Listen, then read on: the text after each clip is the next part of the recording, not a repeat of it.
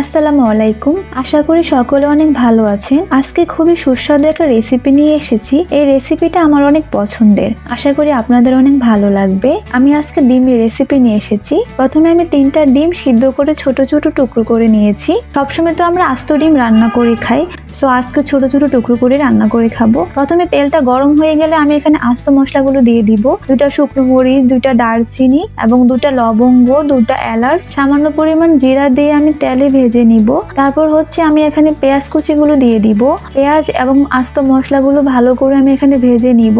তারপর আমি এখানে দিয়ে দিচ্ছি রসুন কুচি এবং 3টা কাঁচামরিচ। কাঁচামরিচগুলো আমি এখানে আস্ত রেখেছি। তারপর আমি দিয়ে দিচ্ছি এখানে পরিমাণ মতো লবণ, 1 চা চামচ হলুদ গুঁড়া, 1 চা চামচ মরিচ গুঁড়া, 1 চা চামচ ধনিয়ার গুঁড়া এবং 1 চা চামচ জিরার গুঁড়া আমি এখানে দিয়ে দিচ্ছি এবং ভালো করে কষিয়ে নিতে হবে মশলাগুলো। যখন বাদামি কালার চলে আসবে আমি এখানে একটু পানি দিয়ে দিব যেন মশলাগুলো পুড়ে না যায়। আমি কখন বুঝবো মশলাটা ভালো কষানো হয়েছে? যখন মশলা থেকে তেলটা ভেসে উঠবে, তারপর আমি এখানে ডিমগুলো দিয়ে দিব।